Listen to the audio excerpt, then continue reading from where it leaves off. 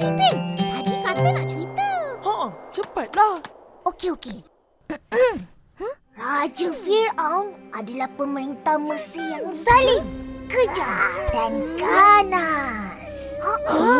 Jahat sangat.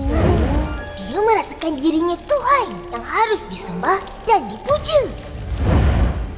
Oleh kerana itu, Nabi Musa diperintahkan oleh Allah untuk berdakwah kepada Fir'aun dan mengajaknya menyembah dan beriman kepada Allah. Tapi Fir'aun tak nak dengar dakwah Nabi Musa.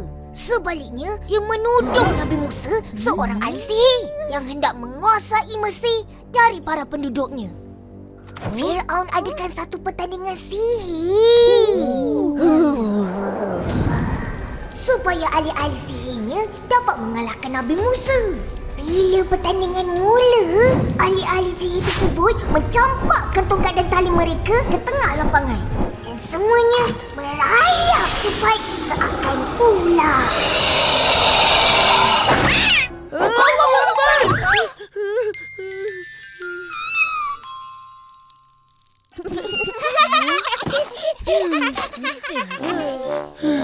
Ku semangat. Ipin, sambunglah. Apa jadi lepas tu? Lepas tu, Nabi Musa pun melemparkan tongkatnya dan menjemalah seekor ular besar yang menelan ular-ular ahli sihir.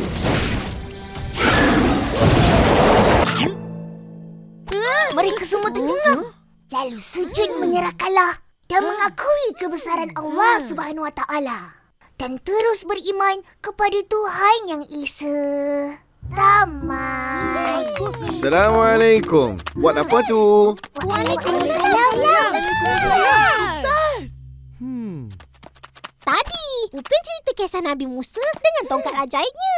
Oh, tongkat tu mukjizat dari Allah Subhanahu Wa Taala kepada Nabi Musa.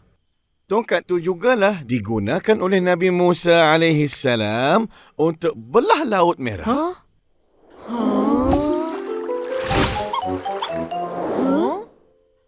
Benar ke cerita tu, Ustaz? Benar. Nak dengar? Kaum Nabi Musa, Bani Israel sudah cukup menderita hidup di bawah pemerintahan Fir'aun yang kejam dan bengis itu. Pada satu malam, dalam diam-diam, Nabi Musa AS dan pengikutnya keluar dari Mesir menuju ke Baitul Maqdis. Mereka terhenti dan melihat di depan laut yang tidak dapat dilintasi. Sedang di belakang mereka dikejar oleh Fir'aun dan bala tenteranya. Mereka tahu jika tertangkap mereka akan dihukum mati. Mereka berasa cemas dan takut. Wahai Musa, ke mana harus kami pergi? Jangan risau dan cemas. Allah Subhanahu Wa Taala akan memberi jalan keluar serta menyelamatkan kita dari musuh yang zalim itu. Pada masa ini, turunlah wahyu Allah Subhanahu Wa Taala kepada Nabi Musa agar memukul air laut dengan tongkatnya. Maka dengan izin Allah, terbelah laut itu. Tiap-tiap belahan merupakan seperti gunung yang besar.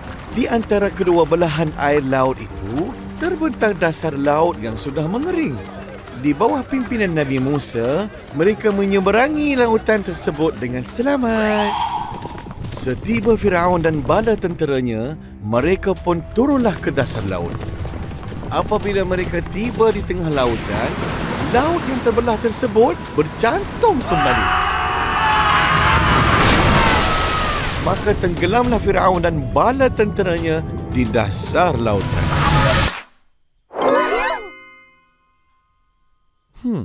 Berakhirlah riwayat hidup Fir'aun dan kaumnya. Selamat Nabi Musa. Apa pengajaran yang kita boleh ambil dari cerita Nabi Musa AS? Jangan sombong macam Fir'aun. Betul tak, Ustaz? Subhanallah. Terang hati betul anak didik Ustaz. Betul tu. Allah Subhanahu Wa Taala tidak suka umatnya bersifat sombong. Sesungguhnya tak akan masuk syurga orang yang ada di dalam hatinya rasa sombong, walau sedikit pun. Kawan-kawan, dengar tu. Jangan kita sesekali bersikap sombong macam Fir'aun. Nanti Allah tak sayang. Allah Subhanahu wa taala mengurniakan kemewahan, kedudukan tinggi, kemasyhuran, kesihatan yang baik bukanlah untuk bermegah, sebaliknya untuk beribadah dan menyerah diri kepadanya. Kesombongan Firaun menganggap dirinya sebagai Tuhan telah menerima azab dan balasan Allah Subhanahu wa taala. Disebut di dalam surah An-Nahl ayat 22 dan 23 yang berbunyi, أعوذ بالله من الشيطان الرجيم إلهكم إله واحد فالذين لا يؤمنون بالآخرة قلوبهم منكرة وهم مستكبرون لا جرم أن الله يعلم ما يسرون وما يعلنون إنه لا يحب المستكبرين.